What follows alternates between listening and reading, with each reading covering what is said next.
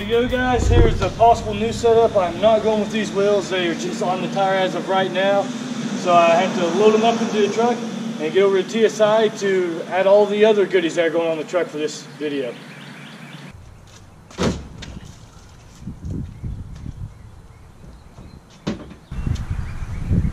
And just so everyone knows, yes, my wife is standing behind the camera watching me struggle. And that's why this part's even being recorded. She just wants to make sure me struggling is on the camera. You're doing a great job, babe.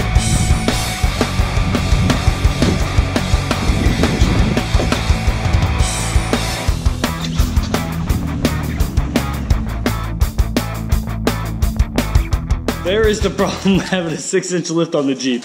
There you go, Scrappy. Good boy.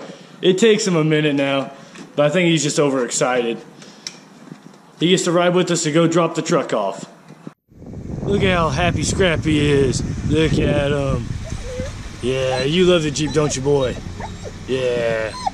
You ready to go doorless and topless? It's a nice day, Scrappy. You ready? Are you ready? Okay.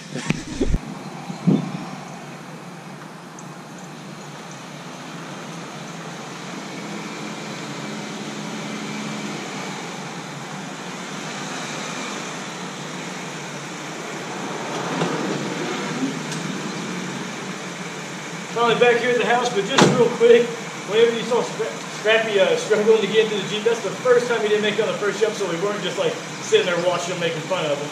Usually he has the easy time to get in. It's getting out that is usually his big problem.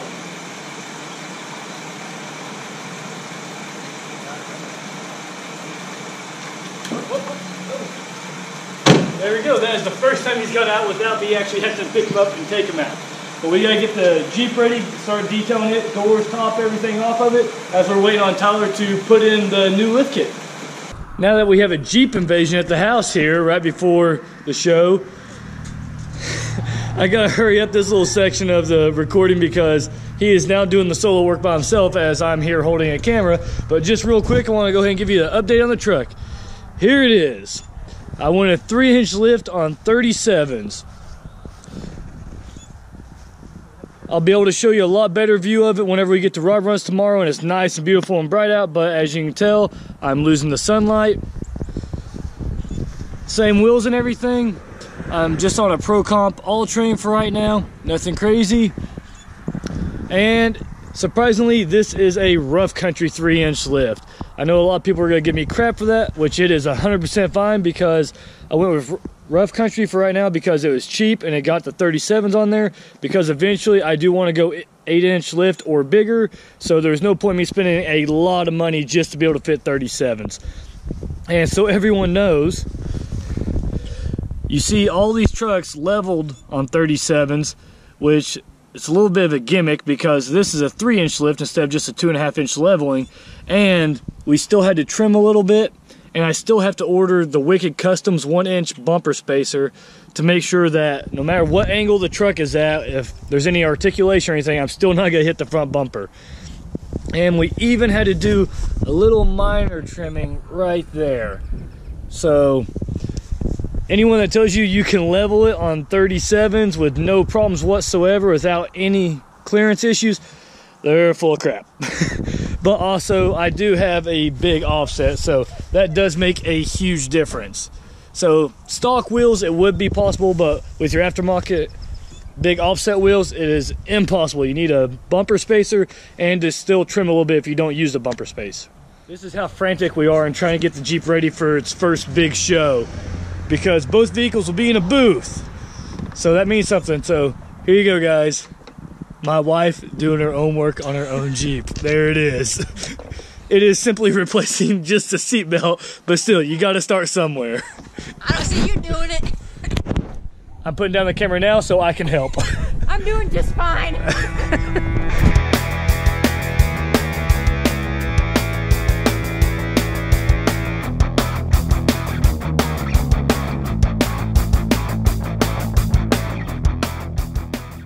Life is a little on the crazy side. When we left the house this morning, it was 50 degrees. It's going to be in the 70s when we get there and we're at the show during the hottest point of the day. But she's driving with the doors and top off just to make sure the Jeep is looking the way that she wants it to for the show. But she says she's fine. She has her white girl Dunkin' Donuts iced coffee, caramel, I don't know, and a bagel.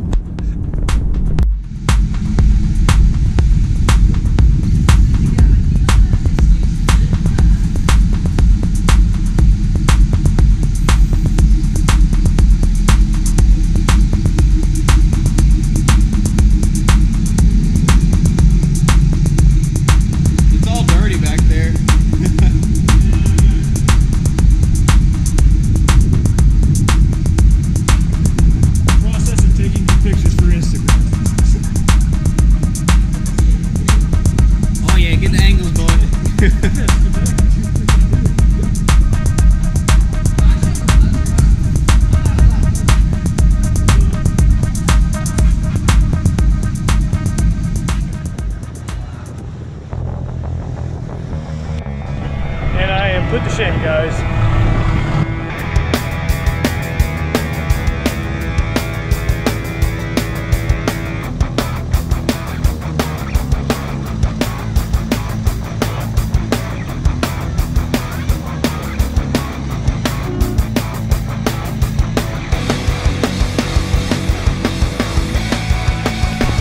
I thought my truck was big.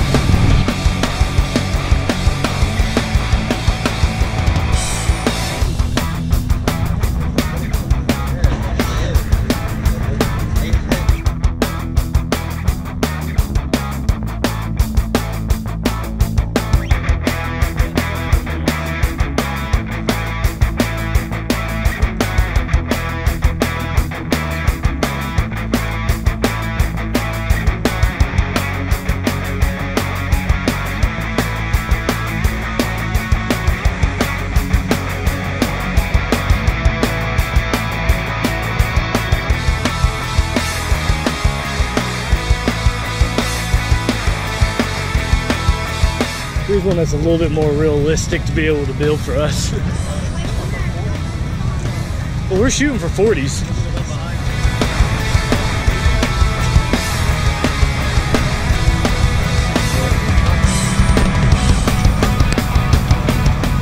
Kind of like the old look we had.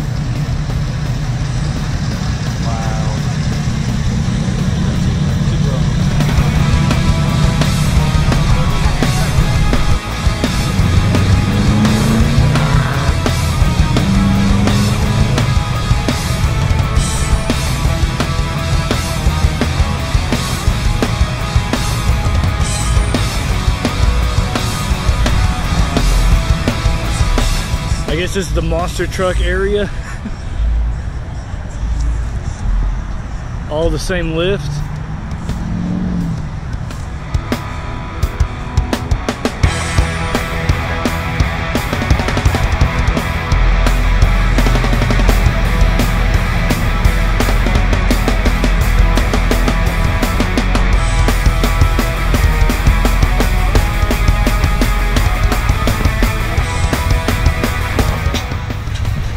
TSO tip just like me.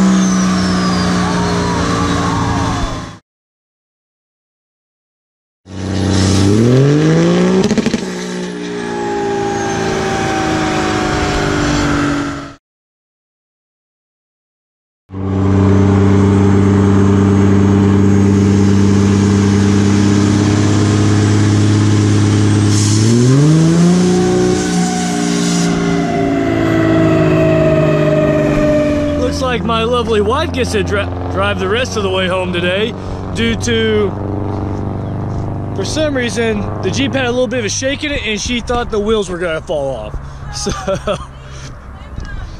she said the death wobble was a little too scary for her.